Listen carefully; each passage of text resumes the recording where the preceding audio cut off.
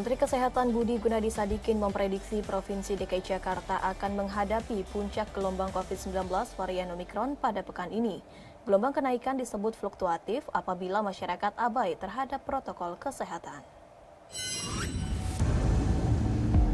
Menteri Kesehatan Republik Indonesia Budi Gunadi Sadikin mengungkapkan saat ini terdapat 6 provinsi yang sudah melampaui kasus Delta, serta terdapat 37 kabupaten kota yang sudah melampaui puncak Delta. 6 provinsi tersebut adalah Provinsi DKI, Banten, Jawa Barat, Bali, NTB, dan Papua. Semua provinsi yang sudah melampaui kasus Delta rata-rata untuk pengisian rumah sakit sekitar 30% dari puncak Delta. Namun hingga saat ini Provinsi DKI Jakarta sudah memperlihatkan angka kasus positif yang melandai dan kemungkinan akan segera menurun. Banten, Jabar, dan Bali akan mendekati puncak. Kementerian Kesehatan memprediksi bahwa DKI pada minggu ini akan mencapai puncaknya dan akan bergerak turun. Saya rasa nanti Banten, Jabar, Bali ini sudah mendekati puncak, ya, dan baru nanti akan bergeser ke provinsi-provinsi seperti Jawa Timur, Jawa Tengah, Jogja, dan di luar Jawa. Ya, tapi DKI kemungkinan besar kami mengamati bahwa minggu ini akan sampai puncaknya dan akan mulai bergerak turun. Dan rumah sakitnya berhenti di level 40-50% dibandingkan dengan puncak Delta.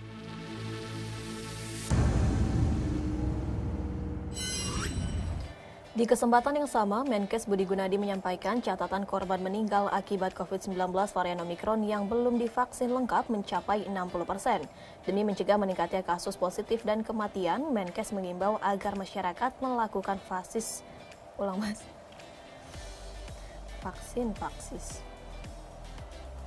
dosis.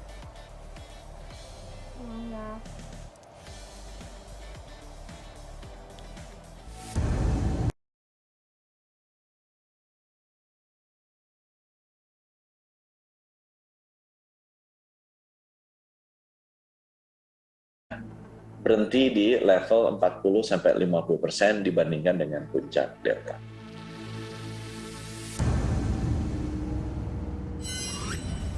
Di kesempatan yang sama, Menkes Budi Gunadi Sadikin menyampaikan catatan korban meninggal akibat COVID-19 varian Omikron yang belum divaksin lengkap mencapai 60%. Demi mencegah meningkatnya kasus positif dan kematian, Menkes mengimbau agar masyarakat melakukan vaksin dosis lengkap dan juga vaksin booster.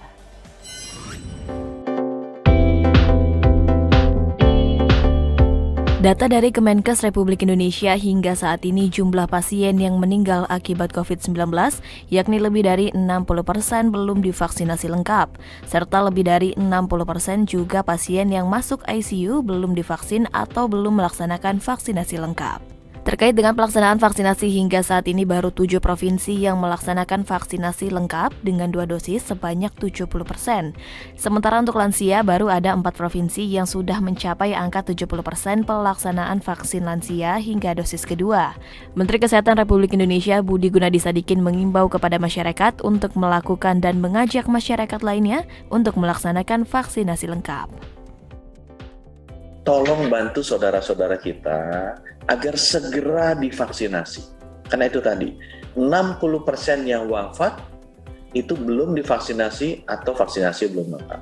60% yang masuk ke ICU itu juga belum divaksinasi atau vaksinasi lengkap. Oleh karena itu, tolong didorong ya vaksinasi lengkap.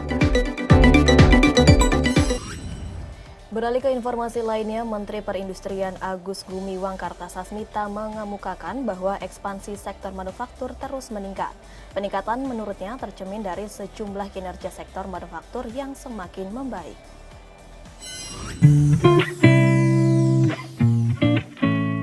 Menteri Perindustrian Republik Indonesia Agus Gumiwang Kartasasmita menyebutkan, industri pengolahan non-migas mencatat pertumbuhan 3,67% sepanjang tahun 2021 dan lebih tinggi dari 2020. Industri alat angkutan tumbuh luar biasa pada tahun 2021 sebesar 17,82%. Industri otomotif nasional saat ini di Indonesia ada 21 perusahaan yang juga memiliki penyerapan tenaga kerja cukup tinggi, yakni sekitar 1,5 juta tenaga kerja di sepanjang mata rantai nilai industri. Utilisasi dari sektor industri manufaktur sebelum pandemi yakni 65 hingga 75%, ketika pandemi 25 hingga 30%, hari ini sudah 55 hingga 60%. Melaporkan Bapak Presiden bahwa utilisasi dari sektor industri manufaktur pra-pandemi, sebelum pandemi utilisasinya sekitar 65-70%. Ketika pandemi utilisasinya 25-30%, jadi betul-betul anjlok Bapak. Dan hari ini alhamdulillah sudah mulai kembali rebound Pak, utilisasinya sekitar 55-60% Bapak. Dengan dengan rantai nilai yang terbentang luas, Bapak, industri otomotif nasional memiliki nilai forward linkage sebesar 35 triliun, Pak, di tahun 2021, dan backward linkage sebesar 43 triliun, Pak. Sementara itu, dalam kunjungan kerja ke Kabupaten Wajo, Provinsi Sulawesi Selatan, Menteri Pertanian Syahrul Yassin Limpo mendukung konsep integrated farming, yakni konsep tani yang mencampurkan pertanian dengan peternakan. Konsep tersebut menurut Yassin Limpo mampu meningkatkan ekonomi masyarakat. Menteri Pertanian atau Mentan Syahrul Yassin Limpo melakukan penanaman sekaligus panen jagung di kawasan pertanian terpadu atau integrated farming di Kabupaten Wajo. Dalam kunjungan ini, Mentan mendorong Wajo untuk mengembangkan kawasan pertanian dengan berskala ekonomi yang mampu meningkatkan perekonomian masyarakat. Mentan meminta integrated farming berbasis jagung menjadi kawasan pengembangan sistem usaha tani jagung yang mengintegrasikan beberapa usaha tanaman lainnya seperti tanaman pangan, hortikultura, perkebunan dan peternakan yang dikelola secara terpadu. Perlu diperhatikan beberapa syarat integrated farming, antara lain letak strategis, lahan clear and clean di lokasi existing atau lahan baru, dikelola oleh kelompok tani dan SDM yang aktif, diutamakan satu hamparan, dikembangkan sebagai dam farm show window teknologi, bisa dijadikan agrowisata. Kalau kita datang dari sana, saya seperti Wonosobo. Semua yang tadinya hutan belukar jadi putih, karena dalamnya ada tanaman-tanaman. Kita mulai masuk dari sini, berputar dari sini, tanahnya ini terus datang. Kau tahu, ini 17 Agustus yang akan datang ini, saya paksakan dirjen, sekjen semua saya ya, bahwa hadiah ulang tahun Republik Indonesia nanti adalah Indonesia swasembada pangan. Pemirsa, dalam mendukung kelancaran pelaksanaan MotoGP Mandalika, Menkominfo Johnny G. Plate menugaskan pengendalian balai monitoring di sekitar kawasan sirkuit MotoGP Mandalika. Selain itu, Kemenkominfo bersama operator seluler juga menyediakan konektivitas internet agar akses jaringan broadband memadai di wilayah Nusa Tenggara.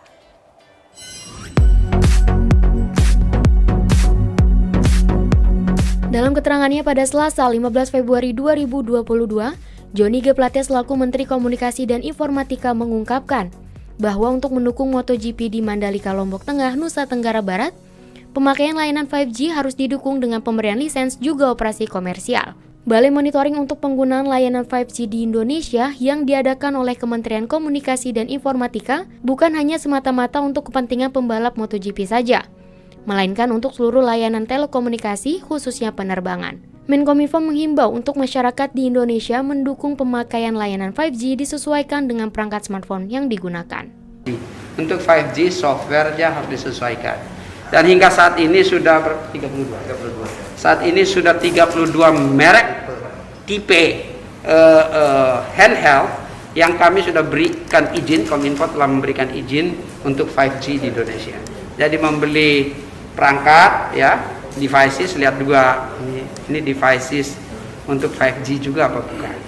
Ya, ada beberapa perangkat yang masih membutuhkan waktu dan kami sudah minta ya untuk segera membuka softwarenya. Perangkatnya sudah punya, softwarenya belum. Nah, itu juga saat ini kita minta untuk segera dibuka sehingga masyarakat yang membeli handphone bisa mendapatkan layanan 4G, bisa juga mendapat layanan 5G. Saat ini kan yang ada 2G, 3G, dan 4G. Yang nanti kita harapkan juga dengan 5G, yang mana 32 jenis perangkatnya sudah kita setujui atau sudah diberikan izin.